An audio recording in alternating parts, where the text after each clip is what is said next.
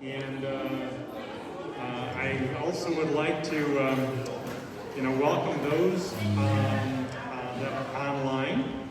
Thank you, Julianne Holt, for helping with us on that. And I think we also want to say a big thank you to Scott Lewandowski here in Memorial Hall for your hospitality, and Members Alliance, and who is providing the food. And thank you. And our Rockford Park District, and then the Northern Illinois Alliance, or Northern Alliance, excuse me, for mental health, NAMI, am I right, Mary? Of Northern Illinois. So we want to say thank you for all of our sponsors and volunteers here. Can I end up recognizing any of our public officials or public officials to be that are here? All right. And we got a lot of neighborhoods here. So what I'd like to do is to ask you, we want to introduce yourselves first in a minute. And we're going to be giving you some great neighborhood updates. And then we'll introduce our three speakers that we have for tonight. And then we'll close with any questions and answers that you might have. And we'll also talk about some of the next steps that we're doing. We've been kind of working kind of hard, I'm going to say under the rug over the past year. And we have been doing a lot of things and laying that foundation. That when we're able to, we're going to be hitting the gate running. And so we're really looking for a lot of good things, and we're going to take you right along with us, we hope, and doing and getting some things accomplished. So anyways, on our speakers tonight, Mary Lee is going to be talking about mental health and the impact of COVID. We also have Jay Sandine and Laura Gibbs from the Rockford Park District. And then we have our Master Gardner, Rich Hacker. He is going to be talking about gardening, and welcome. Thank you very much for coming. And anyways, what I'd like to do is to, I guess I should be flipping through these things, shouldn't I? So again, thank you to everyone here, and in terms of our program overview. And so anyways, what I'd like to do, and we can't really do this for those that are online, but I would like us to go around the room and if you can shout out your name and the neighborhood you represent. Scott is going to maybe get me a microphone. Oh boy. We're really good here. First of all, I'm Gary Anderson, and as part of Great Neighborhoods and the chairman of our board. And so I want to thank you for this live event. We had one back in October at the Embassy Suites, and it was really a great thing. And so to be able to do this, live, we're trying to take all the precautions, and it's been great that we've had Memorial Hall here being so accommodating. So we're grateful for that. I think Scott is trying to get some batteries.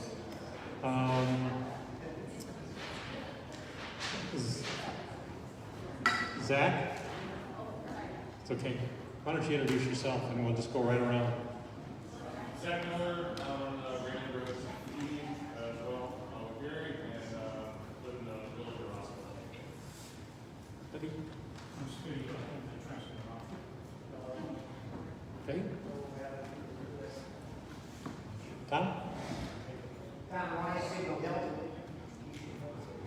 Joanne? Not going to let you get away with that. Julie? Oh, Julian Holt, Ellis Heights, excuse me. Rich Hacker, Florida Parks, North Highland Store.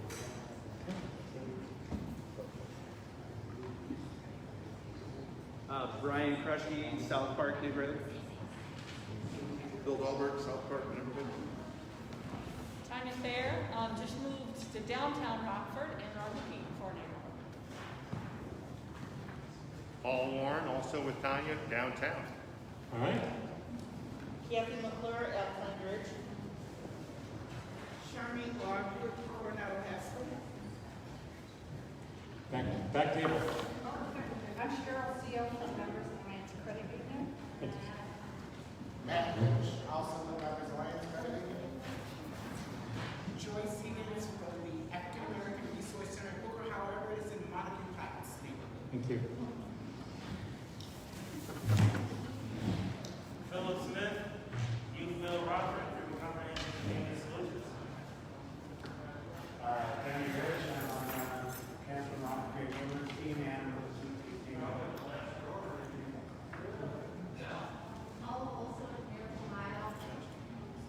Thank you, Paula. That's all right. We just got around. So you're all done? Yeah, that's okay.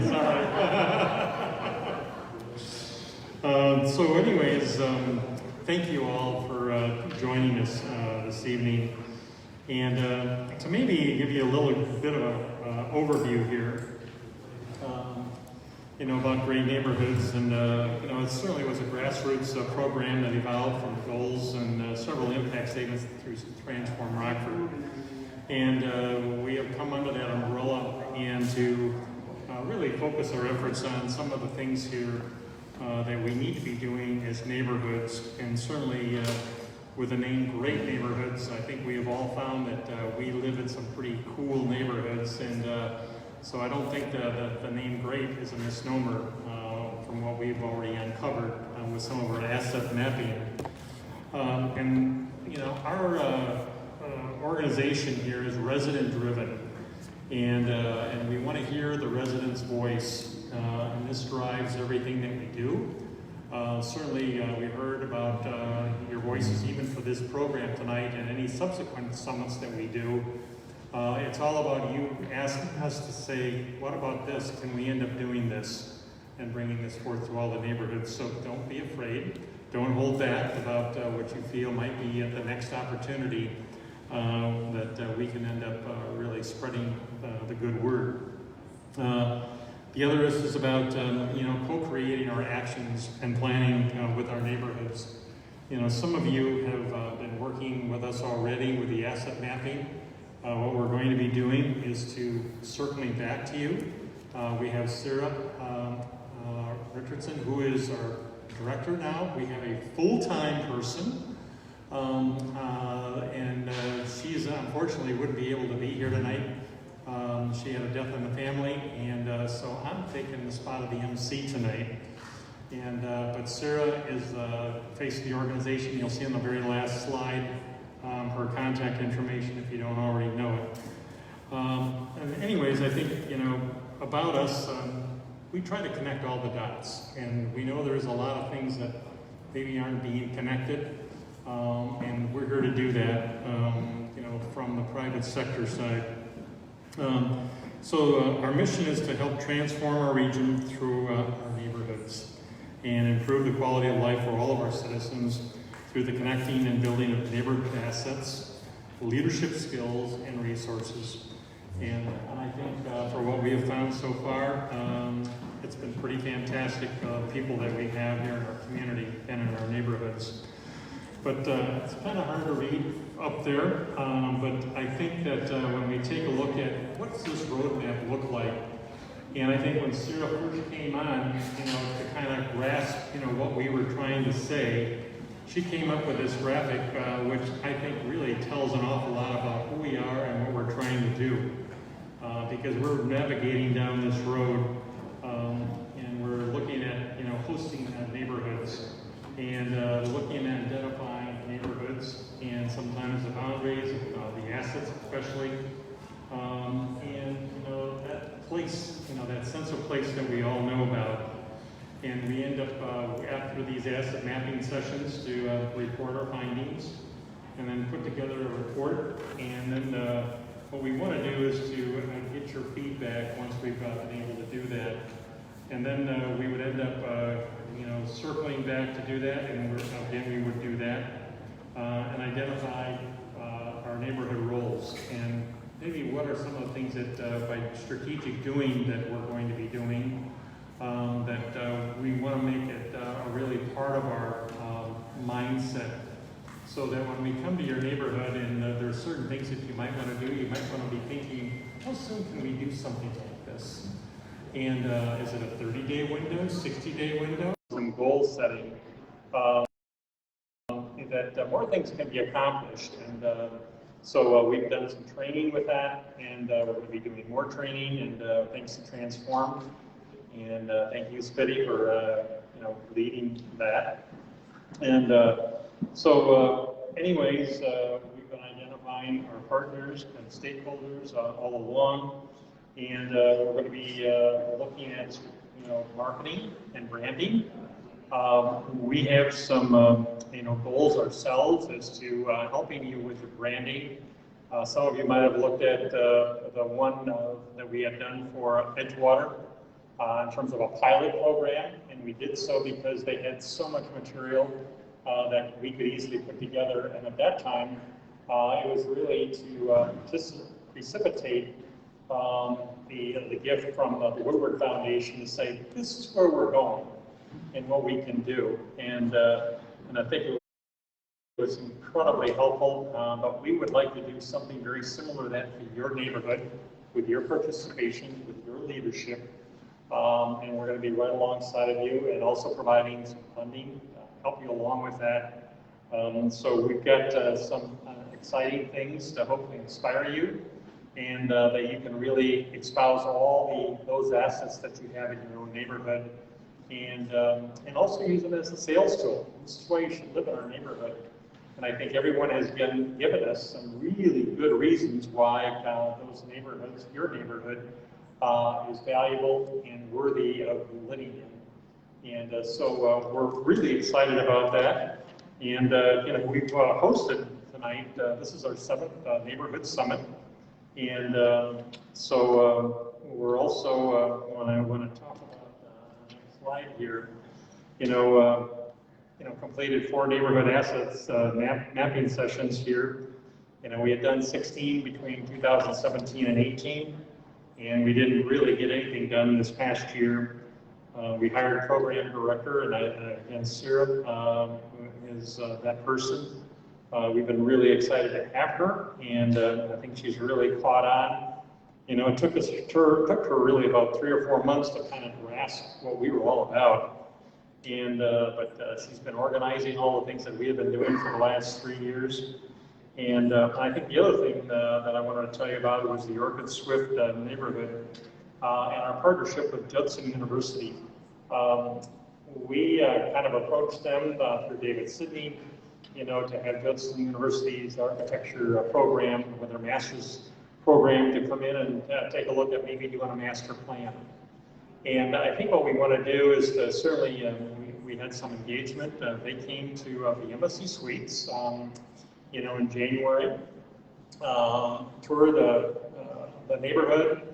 We brought in a lot of speakers and people from the neighborhood to kind of talk about what the possibilities were. We wouldn't mind doing this for maybe some other neighborhoods, and I don't think Judson would mind either.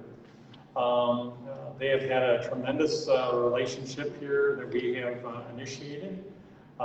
They have been to Minneapolis, I think to Louisville, and I think they have been so pleased with working here in Rockford. They're located in Elgin, so because of the COVID, that it was something that was very close. So they are coming with this plan to come April 26th. We're going to be going in there to take a look at it, but they're going to be coming out here. We haven't set a date yet, whether it's in May or in June, to let everyone know, what they've kind of come up with. The students have this master plan, but then they took on 8 projects, and so what they wanted to do, but we didn't tell them what to do. They made their own selections, so we're really looking forward to, what those are, and maybe some of those things we can maybe incorporate and maybe actually happen. The other thing is our partnership with the Greentown Conference. We're talking about sustainability in our communities and in our neighborhoods. This is a tremendous opportunity that we felt we wanted to be a part of. And certainly you can all be a part of that sustainability as well. So you'll be hearing more about that and the dates that are coming up. The other thing is Keith Creek planning. And, you know, we kind of partnered up with Zion Development about getting a clean water grant. They had their AmeriCorps program that really, she started laying the groundwork for that. And what it does, it opens up all these grant opportunities, and then R1PC, our regional planning organization, ended up getting a grant for around $350,000 from IDOT to study a planning grant. So that is just getting started, and so we are going to be seeking input from any neighborhood that's along the creek or straddling the creek, and even those that feed the watershed. So we're going to be looking for your input, and we are really excited about what those opportunities are and what we can end up doing with that, because certainly, you know, flooding has been a real problem, and what we want to do is to maybe do something like Dubuque did and really impacting the neighborhood. And the greenway that they created over there in Dubuque is spectacular. And we feel we deserve this, and we need to have it here because it really changes neighborhoods. And I think really the quality of life in a whole community. So that's what we're looking for. So, you know, in terms of our update and, you know, about, you know, what we've been trying to do is to maybe refocus ourselves. We've kind of restructured our organization and our leadership team. And we've kind of got separate, I'll say, teams that we've set up with the asset mapping and strategic doing, and then the marketing group. And so we've been adding team members that represent the region. And certainly we're trying to be diversified in our communications, our email blasts and social media. So you'll be hearing more and more about us and what we can end up doing. And if you find some things here that you really would like to participate in, give Sarah a call, and we are looking forward to having that participation, because it is about you, not about us. We're not a top-down, we're a bottom-up organization, and we're looking forward to that. So I would like to introduce our first speaker, Mary Lee. And you know, Mary, you know, certainly in providing information about training, technical assistance to help communities respond appropriately to the needs of the people with behavioral health disorders. Mary is active in community training and problem solving and court training. She's certified by SAMASA as a trainer in trauma, and she provides community presentations for NAMI as part of her community outreach. Mary previously worked for the Center of Excellence for Behavioral Health and Justice, and providing training and technical assistance throughout the state of Illinois. And prior to the COE, Mary worked at Rosecrans Health Center, or Health Network, and the Janet Waddles Center as a training coordinator, and supervising new staff orientation, clinical training, volunteer services, and community training events. Prior to becoming the training coordinator, the majority of Mary's time was spent in developing and implementing new programs. So she really brings an awful lot to the table, and we thought it was most appropriate, given that we have all undergone some kind of change in our lives with the COVID, and I think that it was time to kind of talk about that. And so Mary, I'm going to let you have the stand. Thank you for coming.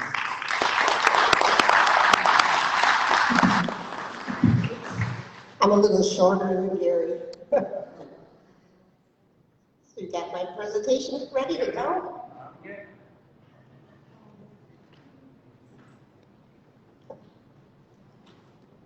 Well, as Gary mentioned, I am a licensed social worker and a licensed clinical professional counselor, and still provide a lot of training and technical assistance all over the state on what we call behavioral health, which is really mental illness and substance use disorders. It was interesting, several months ago, I had an organization that I do a lot of training for contact me and say, gee, Mary, can you help us out with our staff? They're really crabby. They just look really disoriented. They're not happy at all. They show up late to meetings, and our clientele and our customers are just the same. Should we be working on things like de-escalation, or what should we do? And I came up with a presentation that would help them really understand why are people different now because of the pandemic. And typically this presentation, I want to tell you, is about an hour. Believe me, it won't be for tonight, because I cut out half my slides, and I'm a fast talker. So I'm trying to get through as much as I can with this. So let's go ahead and get started. We are all really irritated by this pandemic, are we not? I mean, I don't know anybody that says, yeah, I'm really glad this is happening. So this is an interesting list. And by the way, Sarah has all of your email addresses, and you're going to get these slides emailed to you, okay? Because there's a lot of good information, and because I'm a fast talker, you won't be able to read the slides so much, and I'm not somebody who read the slides to you, but just think of all the horrible things that have happened to us, right? We've been locked down. There's nothing worse than that. I think that was pretty awful for me. People have to go to school at home. You can't travel. You can't see your family or friends. You have to wear these masks all the time. You can't shake anybody's hand. And with these masks, you can't really smile, right? So we don't even know what people are thinking and how they're feeling about us. And I'm sure you folks have a lot longer list of this, of what is irritating about this horrible pandemic. And what we're seeing here too, of course, is it's really having an impact on people's mental health and causing a lot of stress. And for a couple reasons. We're worried about ourselves, right, and our own health. I'm so blessed to have my 2 vaccines already done, and most of my family and friends have had theirs done, but not everybody has. So we're still afraid of getting sick. We're afraid of our family and friends getting sick. We have a lot of worry about everything from losing our jobs to losing our income. And what else is going on is all these people who have already had a health problem, it's worse now, whether it's a physical health problem or a mental health problem. So we're seeing a lot of increase in mental illness, substance use disorders, and so forth. So believe it or not, a pandemic can actually cause mental illness, all right? And we're going to talk about that quickly and get you through that so you understand it. But just think of people who already have a mental illness, it's making them worse because they're already having problems juggling things like anxiety and depression. So we're going to talk a little bit about what this has done to your brain, because I want to warn you that if we find a cure for this COVID tomorrow, will we all go back to normal? No, because all of us have had changes in our brain chemistry due to what we have experienced throughout this pandemic. And I've got some really interesting slides to show you, like the ones at the bottom that show what does the brain look like for somebody who's had trauma, okay? And what does the brain look like for somebody who really is experiencing depression? So our brain is fascinating. I just really love to do a lot of research and learn about it because there's just so much going on that we don't even understand. We don't even use most of our brain, right? But our brain is composed of literally millions of nerve cells called neurons. And what's fascinating, even though they're all crammed in together, they don't physically touch each other. So how do we get information from one nerve cell to another? It's all about chemistry. So these are actual slides, actual pictures of what these neurons and what these brain cells look like. And I know this sounds a little bit like Chemistry 101, but I'll try to make it, okay, as simple as I can. So it's really getting these things fired up because these nerve cells called these neurons, and these chemicals that make the information flow from one nerve cell to another, that's what's upset with all of us now because of this pandemic, believe it or not. So we've all had a change in our brain chemistry, one way, shape, or form. There are many neurotransmitters going on. Of course, the one that's particularly irritating to me that I have trouble with, especially at this time of year, I love the spring, but I gotta have an antihistamine, right? Because I got too much histamine going on. But when I talk about behavioral health, meaning mental illness and substance use disorders, we're talking about the big 3. We're talking about serotonin, dopamine, and norepinephrine. And dopamine is probably one of the biggest things. You probably don't even realize this, but all of you folks have had experienced a decrease in your dopamine, which you really do need. Because look at all the things that dopamine does for you. It regulates your attention, your drive, your motivation, your feeling of pleasure, reward, and of course your moods. So we need that dopamine. We can't really afford to lose the dopamine that we have. The next one is norepinephrine, also regulates things like staying alert, concentrating on things, and of course gets into anxiety and our moods. So we can't afford to lose that as well. Serotonin regulates our obsessions, also our anxiety, memory, and again, mood. So all three of these are impacting that, and all three of these are getting a really hard hit from COVID, and I'll explain to you exactly how that's happening. So it's not just the chemistry in our brain, it's also where this is happening in our brain, and the whole brain is really, really important. But probably one of the most important parts is this part right here, behind our forehead, okay? And that's what we call our executive functions. It's in the prefrontal cortex, if you want to get real scientific. But that's where we have our executive functions. Planning, getting things done, staying on task, being alert.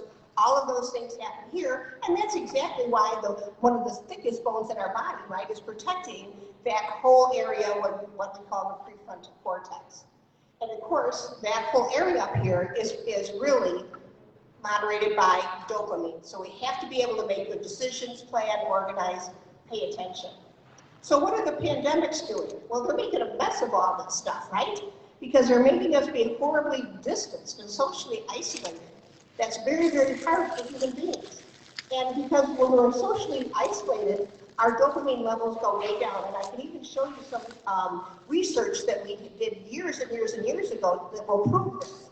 So can you plan things? No. It's pretty hard to plan something. You don't know what's going to happen, right? We have no idea what's going to happen when everybody comes back from spring break, for example. So it's pretty hard to do that. So people don't feel like themselves. They don't feel like they have control over what's going on in their lives.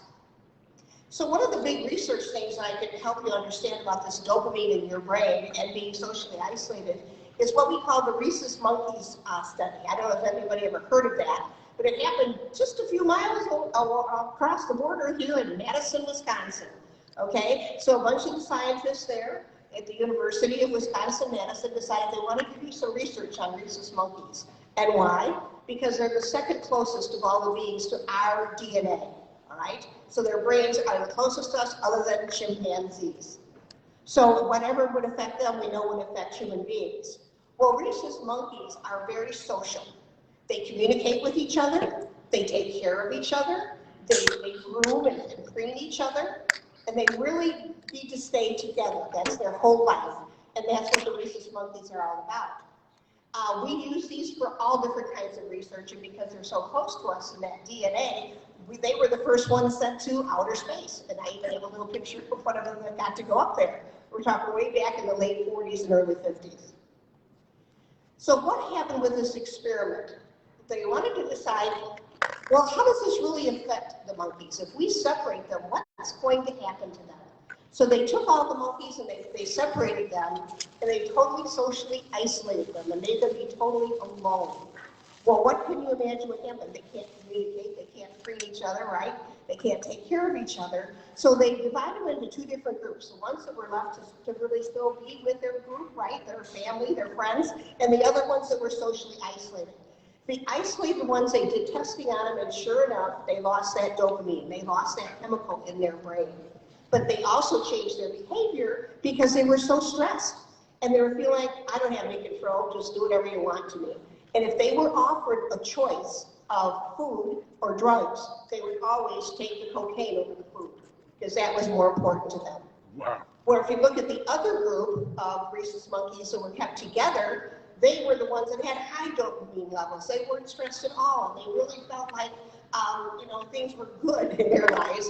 If they were offered food or cocaine, they always took the food. And this study went on over years and years, folks. And it seems kind of a way to be torturous, but now we know we need each other, right? That's why we're here, because it's all about your neighborhoods and how much we all need each other to get through this. So what can the pandemics cause in humans? Like I said, they can cause serious mental illness.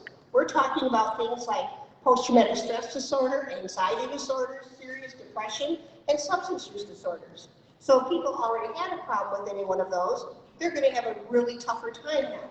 But people that didn't have those before now can have them because this pandemic and how we have to stay alive, all right, and react to it is really causing these changes in our brain chemistry. So let's take a look at one of the disorders here, post-traumatic stress disorder.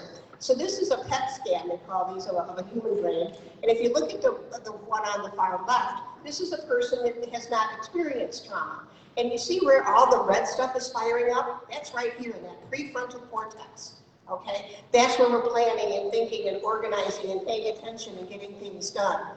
Look at the person's brain that has experienced serious trauma, okay? And now has post-traumatic stress disorder. That red stuff is firing all over the place. So they're always on the go, they're hypertensive, they're hypervigilant, and they're always on the alert. And if they can put that trauma behind them during the day, it's going to come out in things like nightmares and night terrors. So this is an example of what's happened. Well, the pandemic in itself has traumatized people, right? This has been a whole traumatic experience for us. Some of us have lost family and friends. Some of us have lost our jobs, all right? So some of us have lost other income. So there are many losses that have gone on that have really been traumatic to people. And now we're seeing people have really suffered from this traumatic stress. Cortisol, there's another thing that happens with people that have post-traumatic stress disorder and other stressors. We need cortisol, okay? Cortisol helps us with that fight or flight, right? That's the one that's going to help us get out of any kind of unsafe situation. And that's the first thing our brain's going to always go for. Am I safe right now? Should I fight or flight? Okay? So the cortisol, we really do need it. But when we have too much cortisol, the amount of sugar goes way up in our systems. And now people are gaining weight, all right? They get acne, they get heart attacks, and even strokes. So we're seeing now with people that have experienced a great deal of stress, their cortisol levels are soaring, are way up there, way off the charts. And cortisol, high cortisol levels, folks, can also cause cancer. It's very, very serious. And of course, another thing that happens during trauma is, again, that fight, flight, or freeze, you have your adrenaline. That's actually a hormone that's secreted. And that's going to give you the energy, right, to get out. But if you have that flowing too much, that could cause a hazard as well. Okay, because again, it's going to really increase your heart rate and even your breathing. So it's going to affect your heart and your lungs. Trauma rates are very high. They're high normally without a pandemic, right? We live in a pretty traumatic situation, and we have some high rates of trauma, especially with domestic violence going on here in the greater Rockford area. So I think we should assume that everybody's been traumatized in one way, shape, or form. Some of us get help for us, and many of us do not. So the thing that you have to really remember with trauma is that hurt people, all right? So that's one of the things I have a really great respect now for the Family Peace Center. I'm one of the volunteers on one of their committees going there, is they really do recognize that. And they're trying to work with the children who have experienced the domestic violence to get them out of that vicious circle, right? To get them the help and the treatment they need. Because again, hurt people hurt people. Another disorder that's really on the rise in this pandemic is anxiety disorders. And there are many different types, but the three are generalized anxiety disorder, panic attacks, and of course phobias, especially social phobia. People are afraid to go out. They're scared to death to go out and be in public. This is a good PET scan of what does your brain look like if you don't have anxiety disorder, which would be on the left-hand side, and if you do have anxiety disorder or panic disorder, on the right-hand side. I think some of you probably have seen somebody have a panic attack and what that's like. So see how things are kind of evened out over on the left-hand side, and we have that red stuff going on? That's the dopamine, okay? People that have the anxiety disorders, in this particular case, panic disorder, you don't see much dopamine, all right? So they're going to have all the problems with their brain chemistry. So we have seen huge spikes in anxiety disorders throughout this pandemic. Very sad and very, very scary. The other thing we've seen a big jump in, of course, is depression, okay? And we're not just talking about feeling down or sad, we're talking about feeling very isolated, okay? Mentally, physically, and emotionally isolated.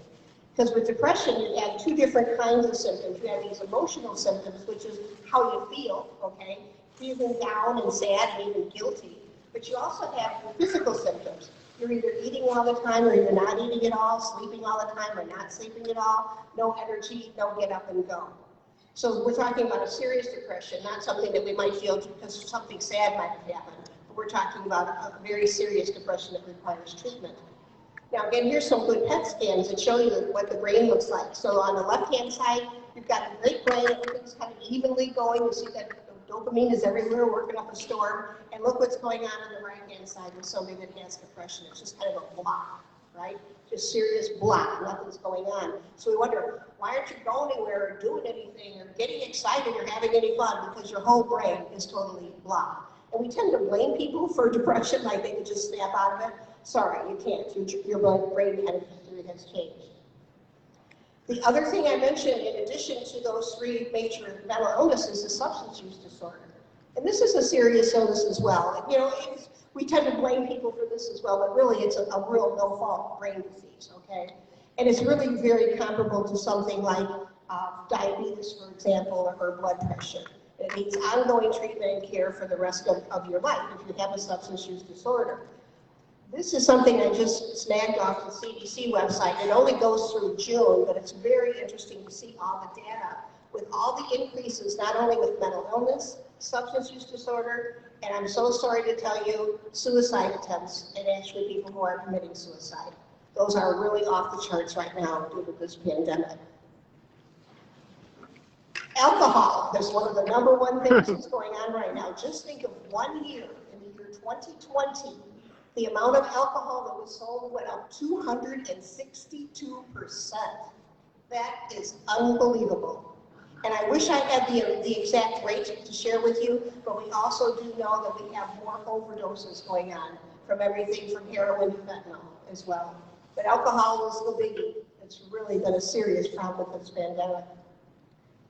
So what's going on here? Well, we have more crises. Everything's, awful. We have less patients. We don't feel like we have control over anything, right? Because we're always being told what to do and where we can go and who we can be with. People are getting violent. People need more de-escalation. You've heard about that even with the statistics in Rockford, the crime rate, the serious crime rate and the violent crime rate. And domestic violence, again, really high and totally off the charts. So little things that we think of that we're not allowed to do anymore, although I did see somebody hug somebody here today, and I was like, yes, go for it. Because we don't understand really how important just a good old-fashioned hug is. I mean, there are reasons why we hug people, okay? It's mental, physical, and emotional. So all the things that we get out of hugs, it increases our oxytocin level, which really is our pain controller, right? So we feel less pain, but we also feel connected to people. We also have more serotonin going on if we have a good hug from somebody. But it also makes us feel like we belong and other people care about us and other people really understand us. So we can't hug. We're not allowed to hug anymore. And I talk to a lot of my friends who have grandchildren, and myself as a grandmother, so what's the first thing you want to do when you have your vaccine? Go out and hug the grandkids, right? Just give me a hug. I want a hug. And we don't understand, really, we kind of take it for granted on how important just a simple hug could be. Also, what about these masks? We have to have them, okay? I'm not putting them down, and I was told I didn't have to wear mine while I talk, so I could talk even faster. But the mask, we don't see anybody smiling, right? I mean, I just got a nice little wave from Charmaine. It was good to see her, but she didn't even know I was smiling back at her. For all I could be, I could be a mummy for all she knew, right? Because she couldn't see my facial expression. And if you do the research, folks, on how important it is just to smile at someone, this is amazing. Because smiles are not only just polite, but they're very, very reassuring. This is so important to human beings. It really helps us feel socially connected to other people. The other things that they do, of course, is we have these neuropeptides, and so smiles helps us create those that reduces our stress, that calms us down, all right? So smiling is so, so important. So as much as we can to smile to people, it's one of the better things about Zoom, although I'm getting kind of tired of Zoom. I heard Gary was getting kind of tired of Zoom.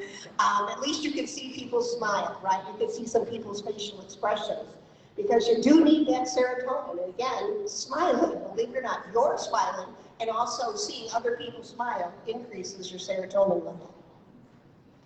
Now here's some of the good news and the bad news. So when something like this happens, when something happens to you, whether it's a traumatic event or even a pandemic, your brain changes, and we call that neuroplasticity. We're changing our brain and how it's functioning.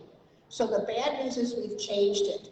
The good news is because of the neuroplasticity in our brain, we can change it back, all right? That's why they say for even in mental health and with substance use disorders, what's the best thing to get? Therapy, right?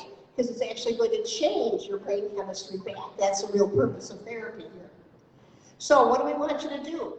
Be kind to your mind, all right? Be kind and gentle to your mind. But what about your neighbors too?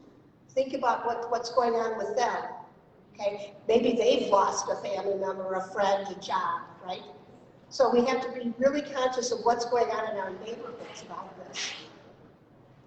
So what are some things that we could do? I know these might sound kind of silly, but I've got two excellent speakers following me that are going to help actually encourage you to do some of the things I'm going to mention. Well, dopamine. Dopamine is remember that reward chemical that we need, and we're all losing our dopamine from this pandemic. So what can we do to rise up and raise up this dopamine level? Get something done. Do some self-care. Celebrate a little win. Anything we could do to really bring it upon ourselves, okay? To boost ourselves, our own feelings, our own egos. Serotonin. What are we going to do about that? That's another mood stabilizer, right? Look at all the things we can do. I think you're going to hear about some of these from the Rockford Park District today.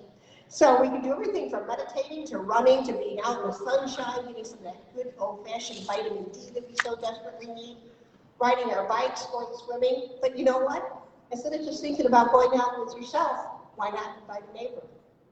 Maybe get your whole neighborhood to do it together. Do some cycling. Do some running. Do some walking. Oxytocin, I call that the love hormone. Okay, so how do we get that going?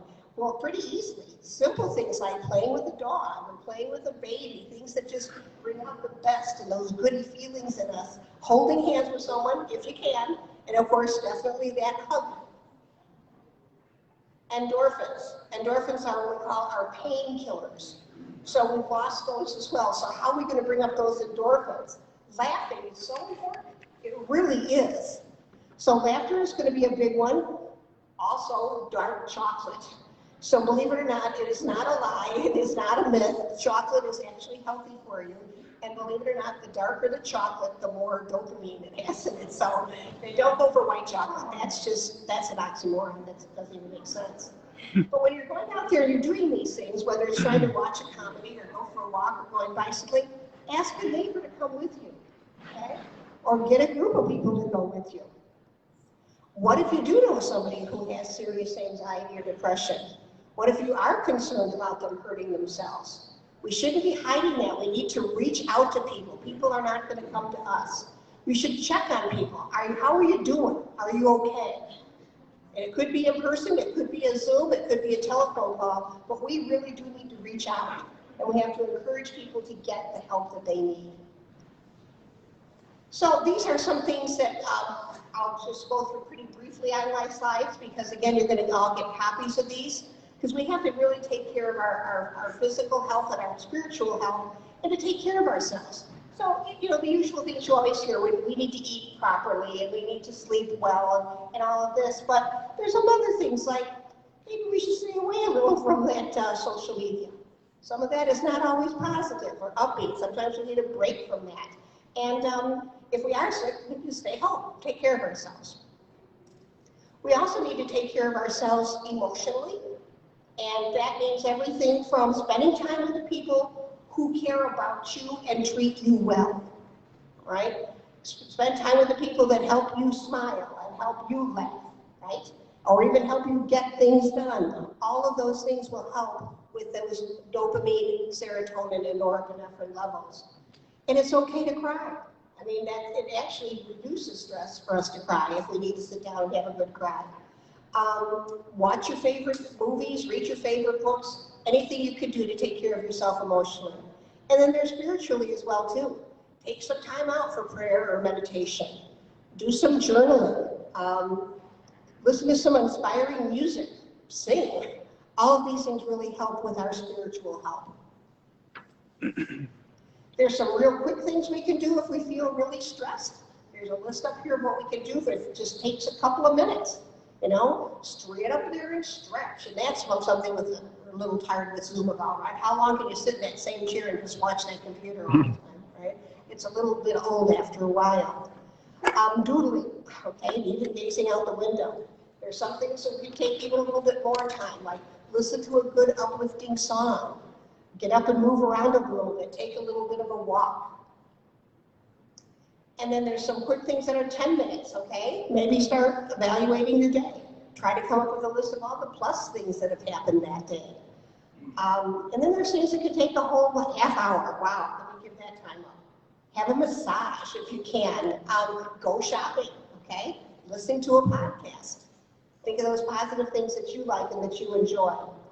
And believe it or not, our five senses all can help reduce the stress as well. So there are things that we could see, hear, feel, taste, or touch that will actually raise up these levels of the dopamine, norepinephrine, serotonin, okay? We need to have all three of those. So tasting could be something as easy as green tea, or of course my personal favorite, chocolate. Smelling things like lavender and eucalyptus really do help calm us down. Listening to different things. Some people feel like she's listening to the ocean go back before the tide, or maybe it's a locomotive. Some people even like that white noise to help them sleep at night. Touching, even just working out that stress using simple stress balls or Play-Doh, something like that. And then, of course, sight. Surround yourself with pictures, with fun things. And who doesn't like to see a whole group of puppies playing and laughing together, right? Makes us all feel good. Now, what if you are concerned about yourself or one of your neighbors? Where can you go to get help? Well, here's my commercial, obviously, because I'm here to represent NAMI, the National Alliance on Mental Illness. And NAMI actually started by a few women, mothers, up in Madison, Wisconsin, too, that their children were getting out of these long-term psychiatric hospitals, and they didn't have a clue what to do with them. So they decided, we need to educate ourselves. We need to start some support groups, and we need to be advocates, which is exactly what NAMI does. So we have several educational programs, and we also do things like this out in the public, okay, do programs where we're actually doing formal presentations, but we have support groups, not only for people that have mental illness, but also for their family members, because family members need support as well. We're always out there doing advocacy, talking to whoever we need to, working with anything from politics to religion. We have a great website, and on the website, which is just NAMI Northern Illinois, we can tell you all the people who provide mental health services. Which of those are Spanish speaking, for example? Where do you go to get information about mental illnesses? Where can you go to have a support group? So it's an excellent website, and I think you would all get some good information off of that. So I also am going to give you my contact information if anybody wanted to shoot me an email or a phone call. And do we have time, do you think, for quick questions? Okay. Anybody have questions? We might need that microphone to go around again. Did this make sense to you folks? Okay. Are you seeing that you've experienced some of this stuff yourself? How about with your family, your friends, your neighbors? So there is no cure, but there's certainly a healing, right? We all need to heal. We have to heal and help our neighbors heal as well. Yes? So how long does it take, after a pandemic, typically, for somebody to rebuild their home? Well, I guess, thank you for that question. So she was asking how long does it take this healing take? Well, everybody's different. Some people are more resilient than others. You get a lot of your resiliency from your mental health, your physical health, and your connection to your community and your neighborhood. So those people that are more, feel like they have a sense of belonging, actually have a shorter time of healing, but there are people out there that are less resilient. They don't have those connections. They don't have those skills, those coping skills. Maybe they've never learned them. So it really depends on the individual. It also depends on how you're really going to focus on this, okay? Are you going to help yourself and also help other people? Because remember, helping other people makes you feel good too. Other questions? Okay, great. Well, thank you so much for having me. It's a real pleasure.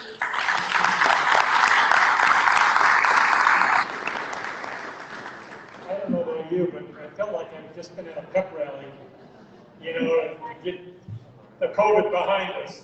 And thank you so much. I was wondering what you were going to talk about, but you were so enlightening, and you know, just so refreshing. So we thank you. Let's give her a round of applause.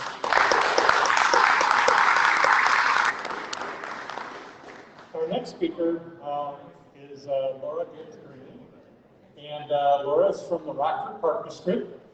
And in a previous life, Laura was anchor on our news stations, and she can you know, she's been at the Rockford Park District a long time.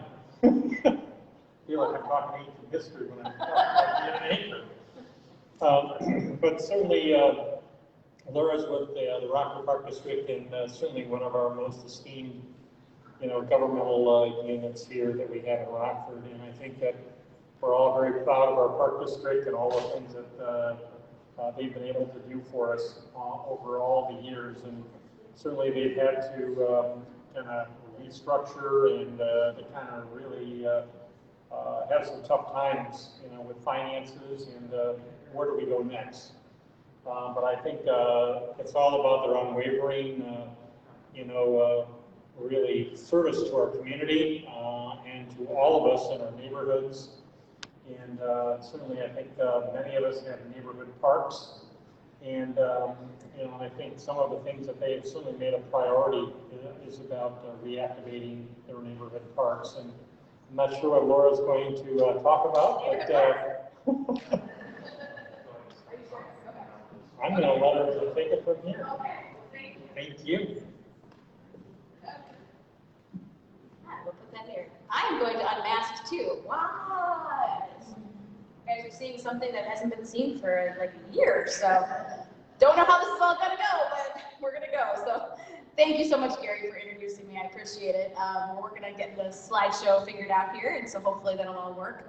My name is Laura Gibbs-Green. I'm with the Rockford Park District. I'm the communications manager for the Rockford Park District and been there for quite some time. Actually, I started when I was about 12 years old at the Rockford Park District, working in our therapeutic recreation department, and then went on to be with, therapeutic recreation and a variety of things at the Park District for pretty much all my high school and college life. And then I went to college and got into this crazy world of the media for a while, and came back home and went and worked at WYFR and WTVO and WREX. And so then, lo and behold, in 2011, my dream job came around at the Rockford Park District, and I got to merge my communication life with my Rockford Park District life, and voila, here I am today. So I've been in full-time at the district for 10 years, and I work directly with our executive director, Jay Sandine, in the director's office. He apologizes for not being here tonight. He was going to be my partner in crime tonight, but unfortunately, something came up, so he's got to just be with us maybe another time. But he sent me to represent and, of course, update you guys all on a lot of things that are going on in the Rockford Park District. So I think we are good to go. Yes, Scott? All right. The what? The button that's wore off. The button that's wore off. Okay, got it. All right. So first off, before I get going, I just want to thank all of you. As we talked about, as Mary talked about, I'll be sharing with you a little bit of some things that you can do to hopefully make it through this pandemic. We're so close, hopefully, that we'll be able to share some things for you to get out and try and do. I'm assuming this is an audience that's pretty familiar with the Rockford Park District. Users out here, anybody scream out with what? Anything that you've been using during the pandemic that has helped you? Since we just talked about some things to do to get those, get us through. Anybody do anything over this last year that they want to shout out? Yes. Walking the pack along the river. Was that your kind of go-to activity during the pandemic? Walking is always has been the #1 recreational sport, and I think during the pandemic that only just heightened itself immensely. We saw more users of our recreation paths and parks and playgrounds and any outdoor space that you could use. We saw people. It was insane, but it was also amazing to see the fact that we had this many people out and about utilizing green spaces. So thank you for utilizing that. Anybody else? Was there a go-to? Atwood Bike Trails, we're going to talk about that, so thank you. The newer Atwood Bike Trails, yes, we will talk a little bit about that, so more to come. Anybody else? Golf, all right, that's right. Well, golf was a saving grace for many people too, so you know what? We got off to a little late start that last year, but we were able to open the courses in May, and This year, boy, we sure lucked out again because the weather's been phenomenal. So all of our courses are open and they are booked and packed. So we're thankful that Mother Nature's cooperating this year. Well, before I kind of share some things that you can take part in, I want to just back up a little bit. I love just giving a little bit of history of kind of the Park District and where we came from, where we're currently at, and then kind of just some things on where to go. So our Park District, a lot of people think Webbs Norman started the Park District. He didn't, but we all love Webbs and greatly miss him dearly every day. And so he actually was taking the lead from a lot of these founding fathers. We have a man named Joseph Lee. And when history repeats itself, it's just really super amazing to me. I apologize if that's a little blurry for you to read. So you know what, I'm going to go ahead and stop turning I'm just going to go ahead and read it for you. So Joseph Lee was the father of the playground movement. And so he said something really cool. He said, play is not a luxury, but a necessity. Play for adults is recreation, the renewal of life. For children, it is growth, the gaining of life. It is not simply something that a child likes to have, it is something he must have if he is ever to grow up.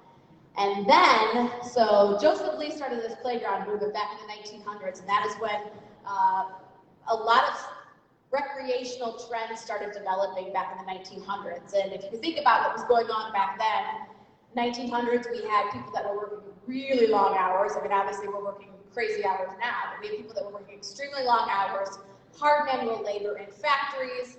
There literally was one day on Sunday that was kind of considered the family day. And that was the day that everybody gathered in the parks and wanted to do recreational things together and spend time as a family.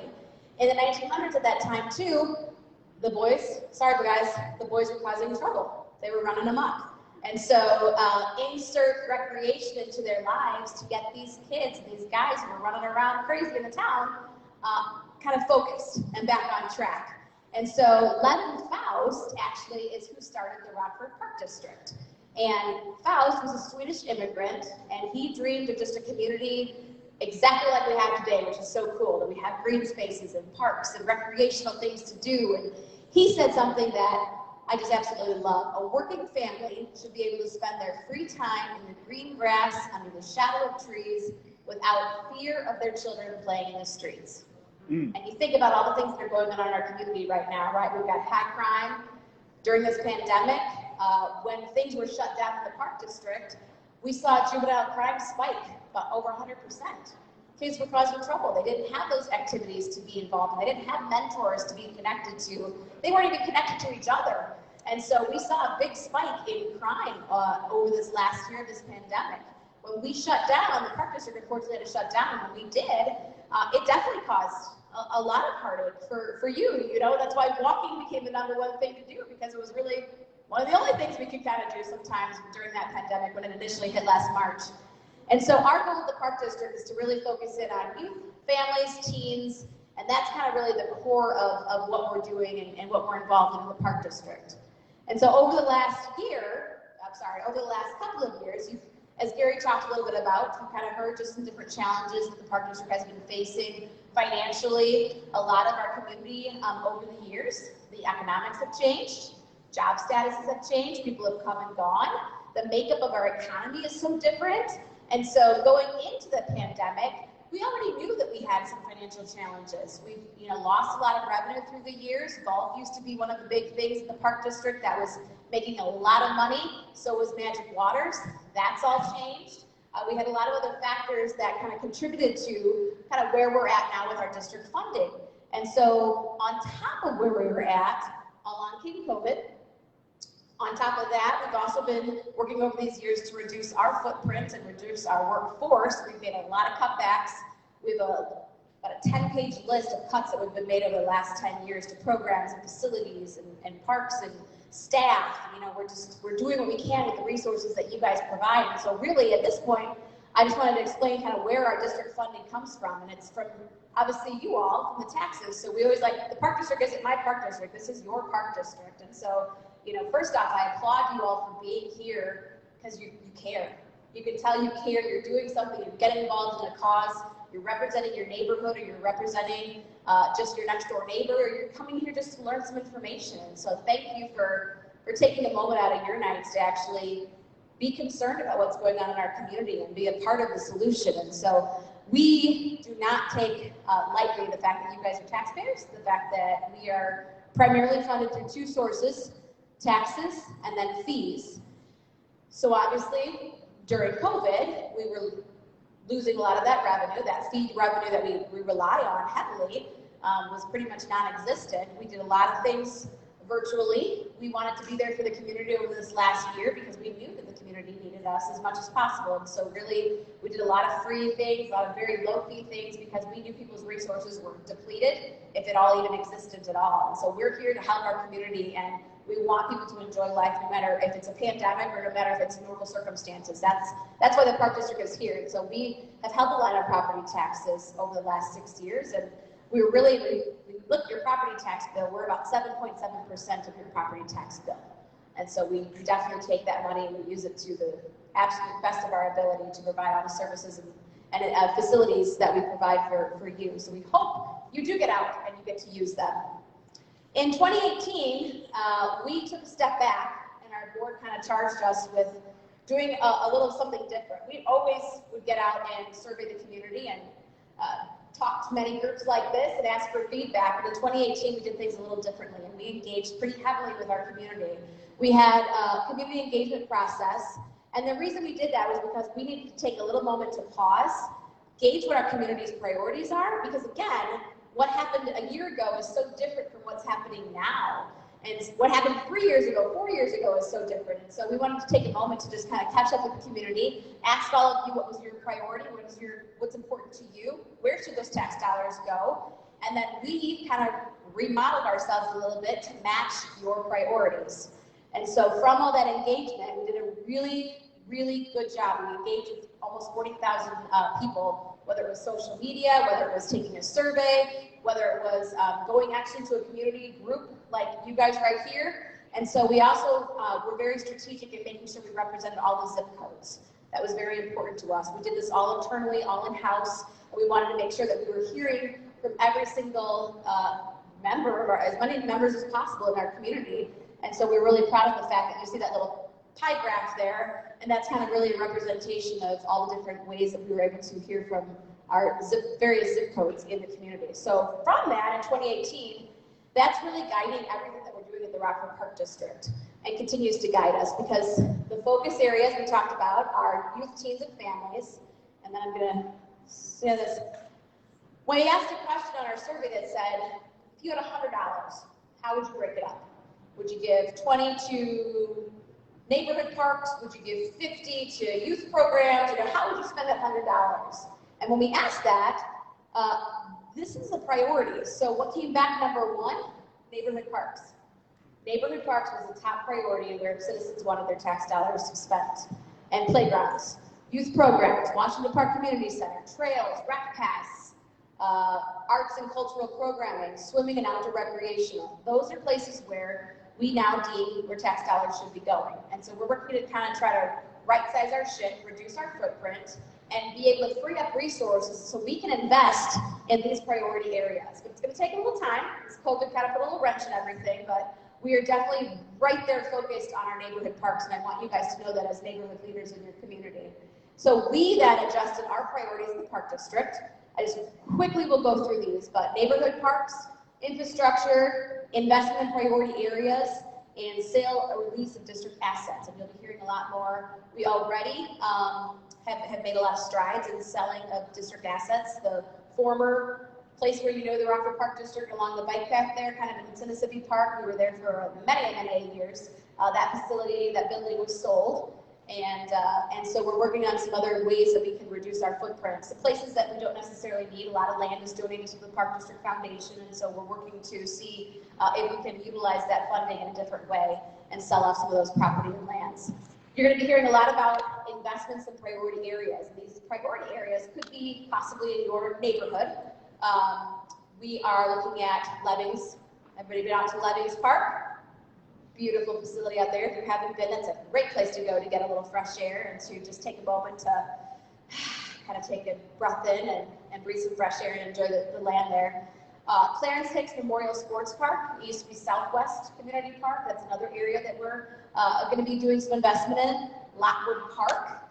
You mentioned dogs, but you didn't talk about the donkey that we have at Lockwood Park. So I'm just saying, there's a donkey, a llama, a goat, mountain. I mean, there's a lot of cool things for you to see and do at Lockwood Park, and that's going to be another key area for us. We want to try to build an indoor riding arena, because right now a lot of things that we do there are very weather dependent. And if we can build an indoor arena, that gives us year-round opportunities for not only horseback riding and different activities there, but also programming.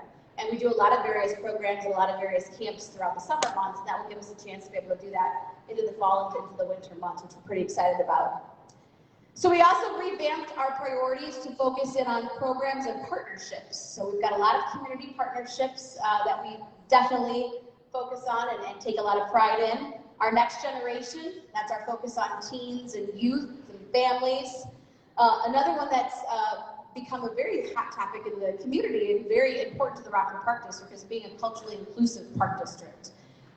We, a couple years ago, connected with various members of the community who really didn't know about the park district and weren't comfortable maybe even utilizing the park district. And so a lot of the things that we've been doing recently have just been working to expose and getting those experiences to our youth and teens who never went horseback riding, never saw an animal up close, haven't ever been to a park district sports facility before, haven't maybe played basketball indoors before, or been to one of our sports teams or been a part of our NFL flag football program. So culturally inclusive programs you'll be hearing a lot more about too in the park district.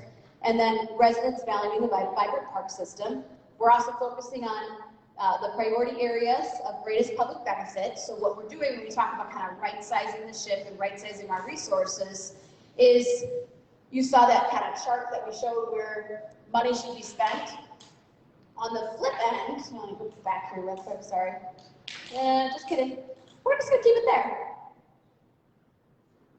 On the flip end of it was support a playwood or indoor playground. So you see kind of where those yellow areas there, there's an indoor playground and dog parks and adventure activities. Those are fee-based activities. So what that told us when we asked that question on our survey is that you as a taxpayer shouldn't be funding Johnny's birthday party at Sephora Playground. That should be something that somebody should pay for because that's an individualized benefit. We want to focus our tax resources and your dollars and any other fee revenue on the greatest public benefits. So the neighborhood parks, the paths, the trails, the amenities within the park. Things like that, community-wide events, that's where we're going to be focusing our priorities and our resources on. Music in the park, Levin's Lake, those are priority areas for the park district. So, we did this in 2018. We're still working on what success looks like. We're not there yet, we're not perfect, we got a long ways to go, but a lot of people say, what's your end game? What's your goal in all of this? Why did you even do this? Why did you engage the community? And so this is, to us, we've got a lot of puzzle pieces that we're juggling right now. And so our goal is this. We want to, eventually the park district will kind of look like this. We're working on making a better graphic for this, but this is all I have for the time being. But we want strong neighborhood parks. You guys want strong neighborhoods. That's why we're all here working together. We want connected paths and trails. That connectivity is so important in our community. We're hearing that people need places to bike and hike and run and walk. We want to invest in those priority areas, so Lockwood Park, Clarence Hicks Memorial Sports Park, some of those destination locations like Sinnissippi Park, where all walks of life come to enjoy that facility. Those are some of our priority areas. Our next generation, we got to be there for our youth and teens. We talked about all of our mental health, and who's really struggling is our youth and teens right now. We're seeing it big time, where they are just barely hanging on, and so we really have to be there for our youth and teens, and we have great leaders like, I'm going to call out this woman in the back there, her name is Derica Davis. She is a rock star at the Rockford Park District and works a lot with our youth and can attest to the struggles that they're going through and the need for us to be mentors and parents and coaches, and these kids rely on our leaders like Derica for way more than they ever have before, and so we're really focusing in on our next generation. We're going to reduce our footprint, and we're going to decrease our property tax dependency. So that's our goal. Neighborhood parks, what does this mean for all of you? We are on the cusp of probably doing another engagement We're looking to, over the summertime, probably do some type of another survey, engagement, heavily talk to all of you, residents, citizens, neighbors. We know that the landscape around a neighborhood park has changed. When we developed a lot of our neighborhood parks in the Rockford Park District, it was kind of the same footprint. You had your basketball court, maybe a tennis court, a playground, maybe you had a drinking fountain, maybe there was a shelter. It kind of had that same pattern all throughout the different neighborhood parks. What we're seeing now is the neighborhoods have changed. Some neighborhoods don't need that. Maybe they don't need that basketball court. Maybe there aren't kids in the neighborhood anymore. There's new trends that are coming online too that we're keeping up with and we want to infuse in our neighborhoods, because this is, the neighborhood parks, you know, now during the pandemic are more important now than ever. If we can raise the level of our neighborhood parks, if we can invest more in those neighborhood parks, that's also going to help your property values too. Because if you live next to a well-maintained park, on average, your property value could increase, you know, a couple different percentage points depending on, you know, it could be up to 20% depending on where you live and how close proximity. So there's a lot, and now we're reading that that's also impacting if you live near, you know, a golf course, or if you live near, you know, depending on the amenities that you live by, that can change the property value of your neighborhood and of your facilities. So property values are up to 20% higher when a home is located within 500 feet of a well-maintained park. And we also know that, as Gary mentioned, parks are a driving force for people to move to our community. I know, I recently bought a home not too long ago, and I have a little one. We walked the park.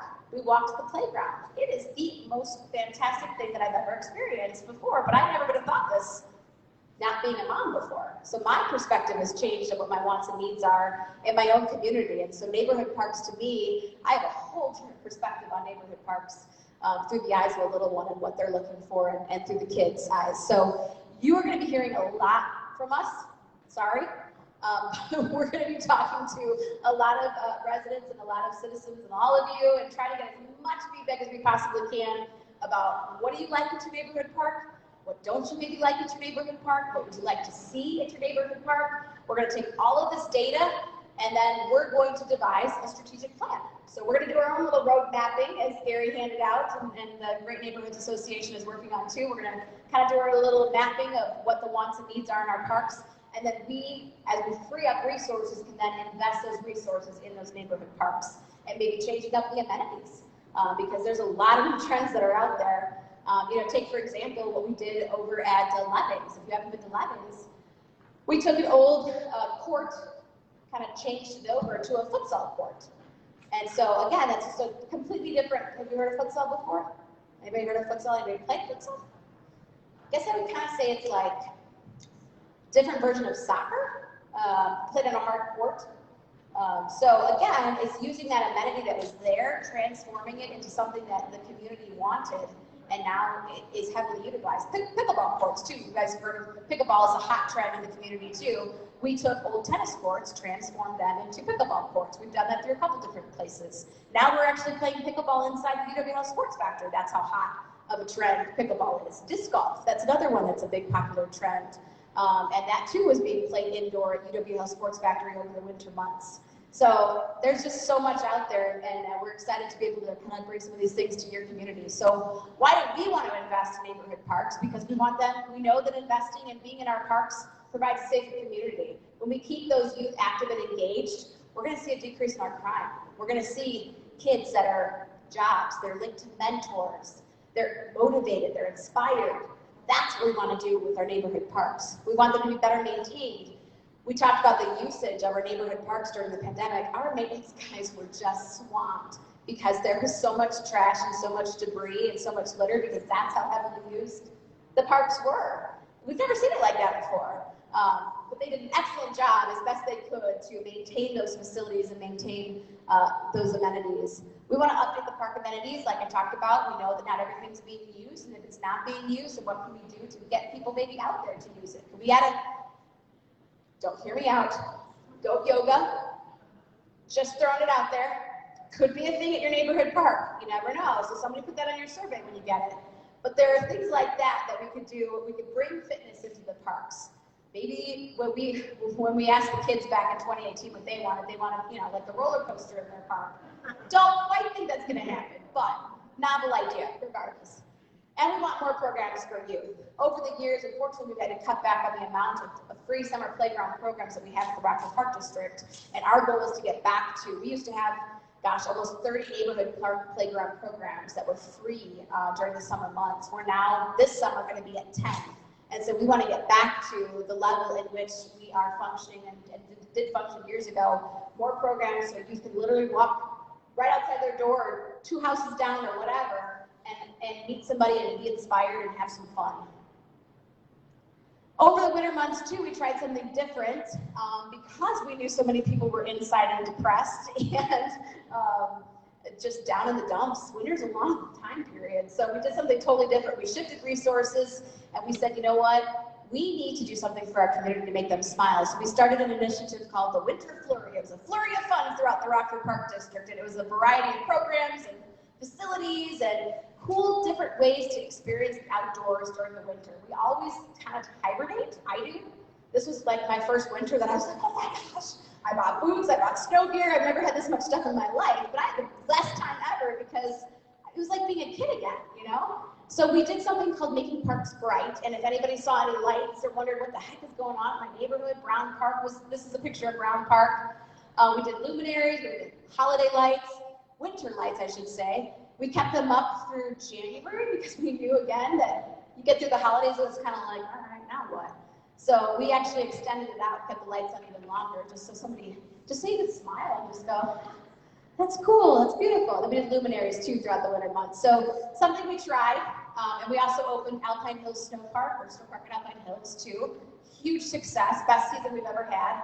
And so we are only going to expand upon this through the winter months going forward. So more to come, more in your neighborhood. We'd like to be in other parks and be at other facilities, so more to come on that this winter. But let me give you a quick taste of some things to do this summer in the Rockford Park District. I mentioned, did you know that we have 182 parks and facilities? That one I tried for a second, just 2 people go from my church, Dan and Ruth. I took the partnership of that one, I know it's happening. I'm sorry, say that one more time. Dan and Ruth, they go from my church. Dan and Ruth. The partnership with that one park. Nicholas Conservatory? You're talking Nicholas Conservatory? Yeah. Yes, they go to your church, okay, yes. They are, Dan and Ruth are Nicholas family, we owe them everything for the Nicholas Conservatory and Gardens, and so that's definitely one of those areas that continues to grow and expand, and we have 182 different parks and facilities. That's a picture of Levings Park if you haven't been there. It's a beautiful facility. Atwood Trails was mentioned. We have 5 miles of Atwood Trails. It's kind of multi-purpose trails, so a hiking, it's silent sports is kind of what they're deemed. So biking, running, just kind of some of the different silent sports that you do. It's a great place to go, and we will be kicking off in another month here, phase 2 of that project. This trail system that was built was done entirely through donations too. And then we have the Rock River Recreation Park, path, and then these are our summertime playground programs. And so we've got 12 different sites, or 10 different sites that we'll be at, through ages 5 and 12. And then Nicholas Conservatory and Gardens right now is a Simply Spring exhibit. And then we're gonna have the carnivorous plant display. So those are the little shop of horror plants, basically, I like to call them. And then we'll go into Olive Glow. And again, we're tweaking and expanding things as things become, as we get different rules and regulations, we're always expanding and changing programs and opportunities. So the best place to go is rockfordparkdistrict.org. It's your hub for playing it safe, and I've taken way too much time, so thank you guys so much.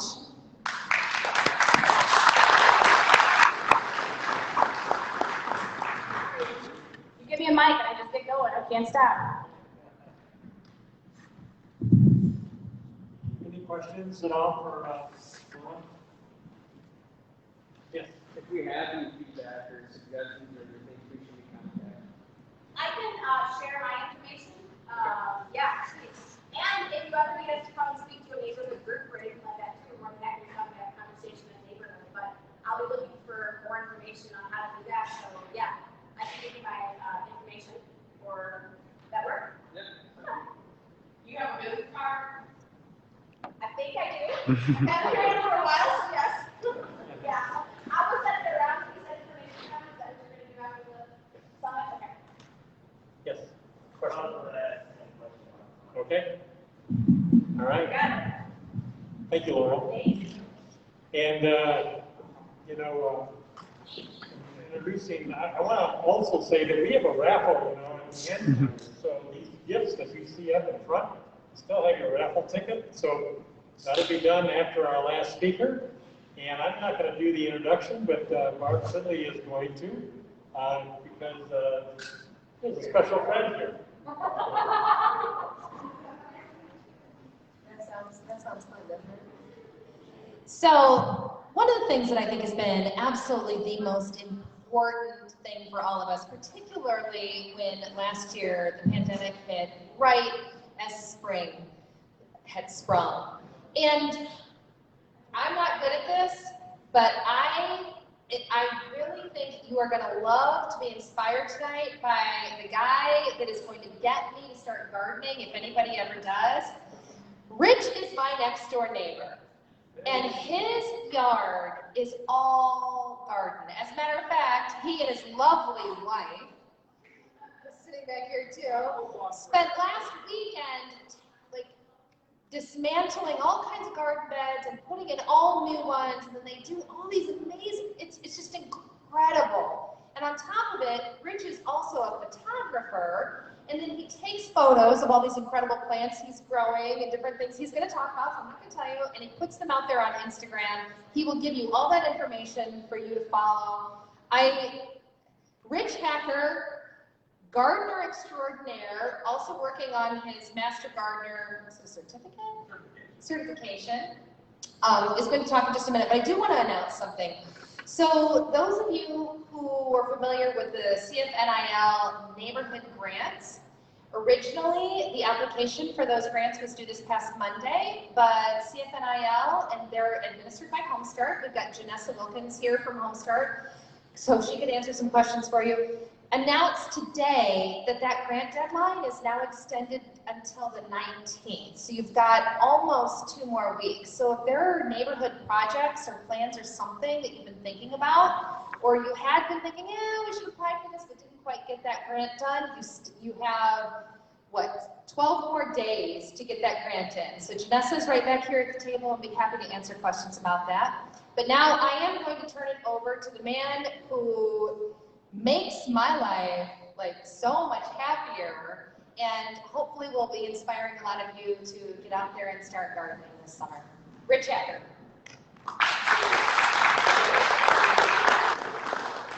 Well, that was quite the introduction. You said it was the one that was I won't take too much, but one thing that Mark touched on, during the pandemic, being outside, gardening, being in your own space, your own backyard, your own front yard, for that matter. I was reminded in my Google Photos memories that about the same weekend last year as this last weekend, we tore out most of our front yard, redid all the bricks, took out all the flagstones, planted a whole bunch of stuff. It was a lot of work. And then I didn't go back from spring break. I'm a teacher, I teach at East High School. So I had a 6-month spring break, and the garden projects continued. So I'm going to talk a little bit about urban homesteading and gardening small spaces. I think we're only on like 1/8 of an acre. So you can produce food, you can have a great time, and you can have a really lush garden. We bought our home on Welty in 2017. This is the first iteration of our garden. We used recycled garden boxes that were shipping crates from one of the local companies. We bought topsoil manure from Farm Fleet. It's always on sale.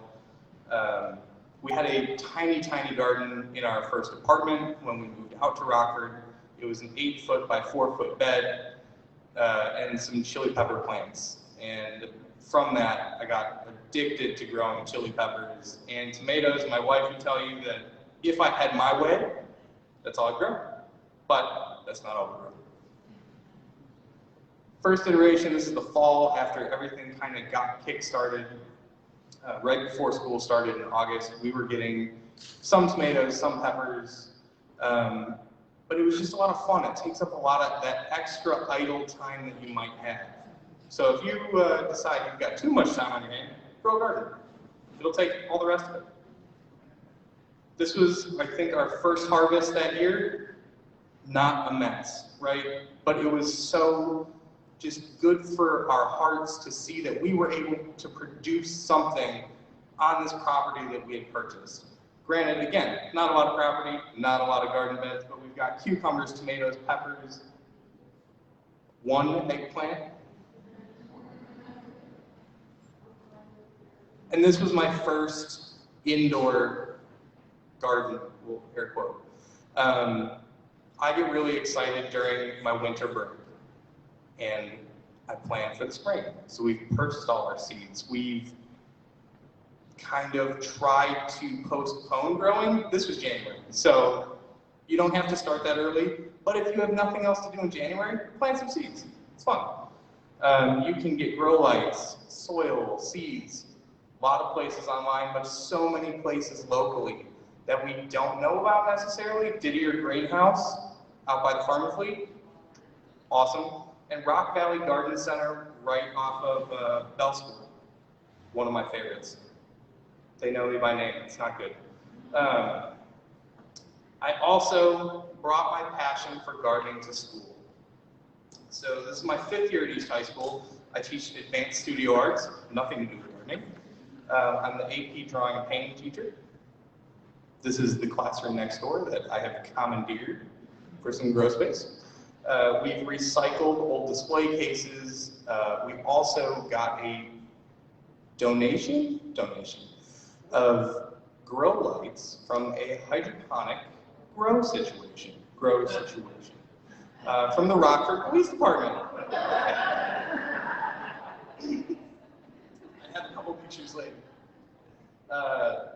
You can do a setup like this in your own home, not the grow lights from the police department. Caution for that. This can be done inexpensively. They have the grow lights, $9, and you can get some seed trays. The first iteration of the grow light garden. This is our dark room that has been repurposed at East High School for overwintering our plants. Our students are just as involved with this as we are, which is super cool. Kids want to learn how to do this and are always just enamored with the plants. I'm an exotic plant collector. There's citrus in here currently, there's fig trees, there's a banana plant, some overwintered chili peppers, you name it. We also have tomatoes. We got our first tomatoes Monday. So we started those back in January again. Plants are about this tall. So this was last year when we got our donation, and this is today. So it's changed a little bit. There's a lot more stuff and one more grow light. I've also introduced our students to hydroponics to grow food. So I have Swiss chard in it currently and blueberries. When COVID hit last year, we had quail in our classroom. Quail are small birds. They lay an egg a day like a chicken. And we had the hydroponic tank, which was full of koi. I collected fish for a number of years as well. And our students could not believe that you could plant things inside that you could eat. Not only that, we introduced them to quail eggs, which I don't know if you've been to a lot of restaurants. They're super bougie, and they cost a lot to put on your food. However, you can raise quail in your yard in Rockford. It is not against the city laws. So we actually brought those quail home to our house, and they live in my backyard now. And they just started laying eggs a week ago. Again, they take a break for the winter. So you can produce that food in a small space inside, in a window. We added the grow light 2 years ago or 3 years ago, but it was not necessary. And back to my house. Again, chili peppers. This was last year. on the left and on the right was the first year that we did it. It has gotten a lot bigger. I collected about 250 varieties of chilies, and we grow about 30 a year. That was the first harvest last year. So, when the pandemic hit, we built new garden boxes onto what we had originally built. Treated lumber, if that's what you'd like to use. We coated the inside of it so it was safer to use. Last 5 to 7 years. However, at Menards, you can get these really awesome steel garden boxes that are powder coated and they last about 15. So, our tomato hedge. This is 25 tomato plants. And by the end of it, I had to support it off the roof of our house because they were about 10 feet tall. I'm not that tall. You can grow fruit. We have 2 peach trees, 2 apple trees, blueberry bushes, cherry bushes, all in a very small space. They make apple trees that grow in a column that only get about 2 feet wide. They're awesome. And then, of course, our garden friends. One of the biggest things, Barb mentioned, I'm a photographer. Photographing the stuff in the garden is so much fun. So if you're in a photo, grow a garden, you get caterpillars. There's a praying mantis. We have routinely tons of hummingbirds, all the birds you can imagine as well. So the pandemic and the surge of gardening. If you've tried to buy seeds, I don't know how many of you garden, a lot of places were sold out. Apparently a lot of people had time on their hands. I was one of them, and I bought a lot of seeds. So, a lot of places are stocked. I would suggest, if you were interested, to go check out your local nurseries, check out your garden centers, and do it. Just get into it. It's not too late to plant stuff, to start inside. You can plant directly outside, too, if you're not interested. Plant in pots. We've always had a menagerie of pots, all different sizes. They store over winter. It's easy to clean up. No problem. It's also so good for you to get outside, even if it's only 15 minutes a day. Spend some time listening to the birds, playing in the dirt. The microorganisms in the dirt are actually good for you.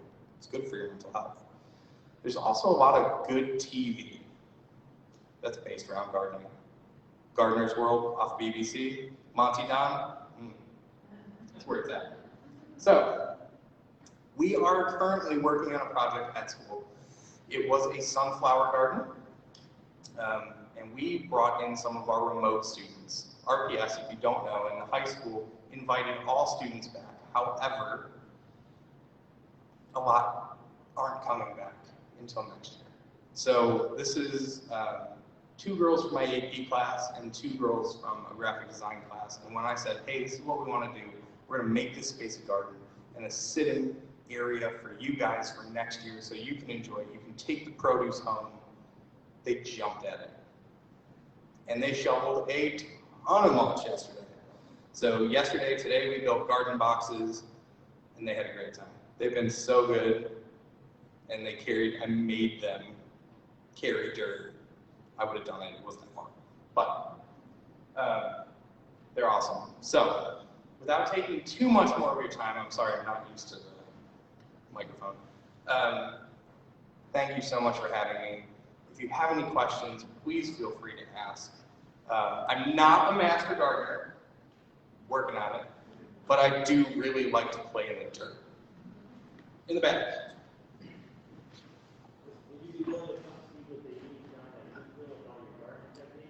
Oh, I would love to.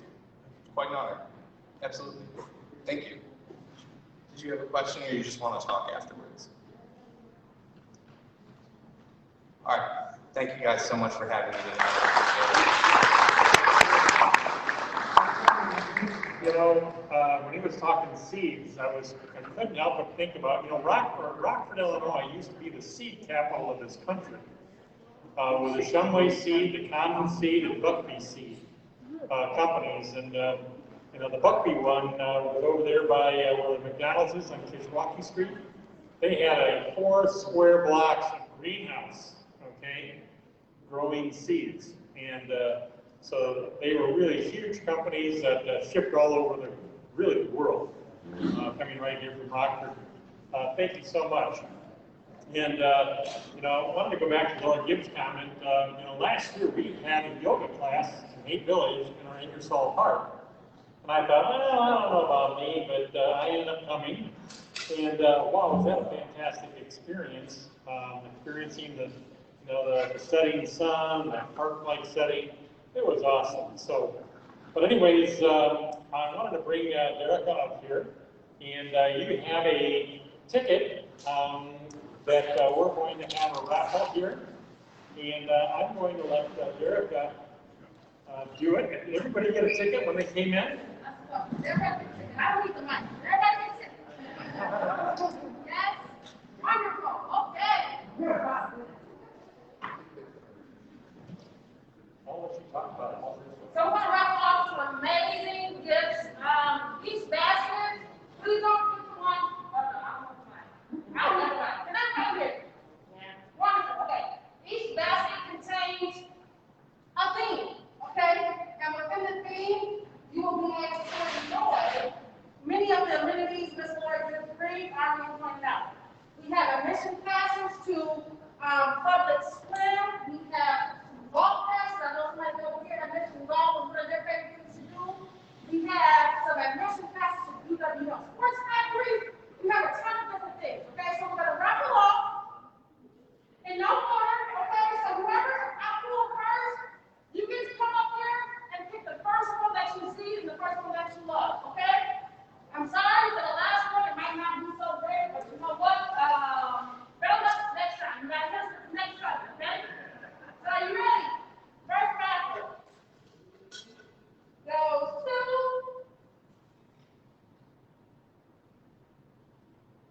Let's do the last three digits, okay? 0, 2, 3. 0, 2, 3. Yeah!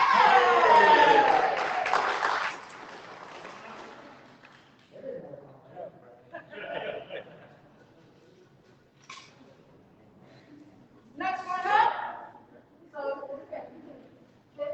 we have 1, 2, 3, and 4.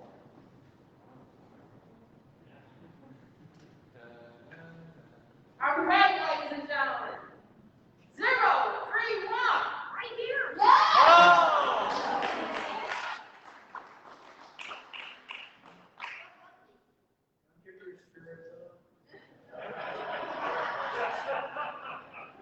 Is she smiling? Next ticket. 0, 1, 8. 0, 1, 8.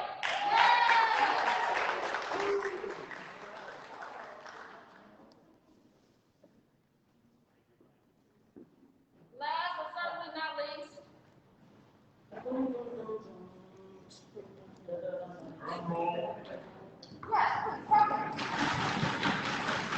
019. 019. Yes!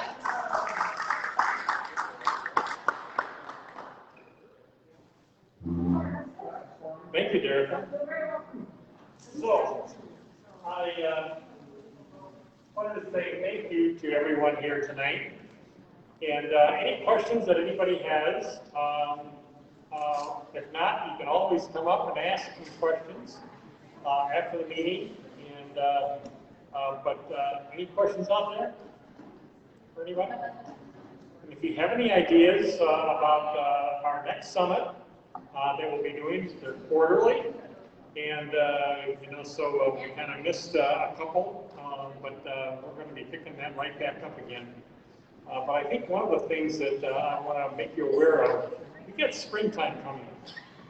And there's a real opportunity here for you and your neighborhoods to take some great photos of all the things that are beginning to blossom. Because remember, this is about your neighborhood and marketing your neighborhood about all the wonderful things that are going on. And I couldn't help but think when Rich was talking about the gardens. I've been on a lot of garden walks, and I think we found when we did the asset mapping, the number of people that brought up about gardens, and even in the alleys, how cool the alleys were because you could see your neighbor's gardens from that public alley. and walking around. And I think that sometimes we don't appreciate, what others are doing and how they inspire us. So thank you, Rich, very much for offering that and giving us that inspiration and about growing food in your own garden. There's nothing like being local when it's coming out of your own yard. So and to be able to share with your neighbor, about what we call fence food. Where you kind of give your neighbor a little bit of food over the fence, and those things happen. And I think we've all kind of experienced that maybe. So anyways, I wanted to say thank you for coming tonight, and we look forward to the next summit, and we also look forward to seeing you, hopefully in person, with our next phase of meeting with your neighborhood, and again about asset mapping and marketing that we want to be doing, and strategic planning as to how we can kind of pull all these things together. Because I think you'll see very quickly how you can take advantage of some of these tools that make your neighborhood an even better place to live, let alone it's one of those things that you can share with others and make your neighborhood more valuable in the eyes of others as well. So thank you for coming tonight, and really appreciate coming tonight. Thank you. Thank you. Thank you, Scott, again. Memorial Hall.